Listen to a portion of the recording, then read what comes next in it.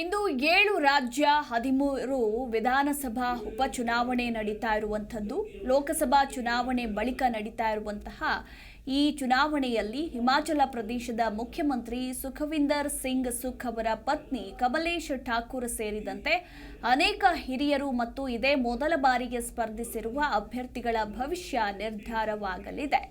ಪಶ್ಚಿಮ ಬಂಗಾಳದ ರಾಯ್ಗಂಜ್, ರಣಘಾಟ್ ದಕ್ಷಿಣ, ಬಾಗ್ಡಾ ಮತ್ತು ಮಾಣಿಕ್ತಾಲಾ ವಿಧಾನಸಭಾ ಕ್ಷೇತ್ರಗಳು, ಉತ್ತರಾಖಂಡದ ಬದ್ರಿನಾಥ್ ಮತ್ತು ಮಂಗಲೌರ್, ಹಾಗೆ ಪಂಜಾಬ್ನ ಪಶ್ಚಿಮ ಜಲಂಧರ್, ಹಿಮಾಚಲ ಪ್ರದೇಶದ ಡೆಹ್ರಾ, ಹಮೀರ್ಪುರ ಮತ್ತು ನಲ್ಘರ್, ಬಿಹಾರದ ರೂಪೌಲಿ, ತಮಿಳುನಾಡಿನ ವಿಕ್ರಮವಾಂಡಿ ಮತ್ತು ಮಧ್ಯಪ್ರದೇಶದ ಅಮರವಾರ ವಿಧಾನಸಭಾ ಕ್ಷೇತ್ರಗಳಲ್ಲಿ ಉಪಚುನಾವಣೆ ನಡೀತಾ ಇದೆ. ಇನ್ನು ಮತ ಎಣಿಕೆ ಜುಲೈ 13ರಂದು ನಡೆಯಲಿದೆ.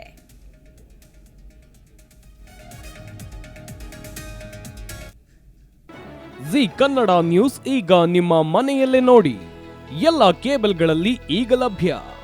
ಸನ್ Direct 292, Jio TV 1334, U digital 162, city cable 51, GTPL 17, Abhishek cables 821, rock line telecommunication 51, Shri Basaveshwara number 60, Vinayaka digital number 53, in digital number 896ರಲ್ಲಿ ನಿಮ್ಮಿಷ್ಟದ ಜಿ ಕನ್ನಡ ನ್ಯೂಸ್ ನೋಡಿ ಆನಂದಿಸಿ.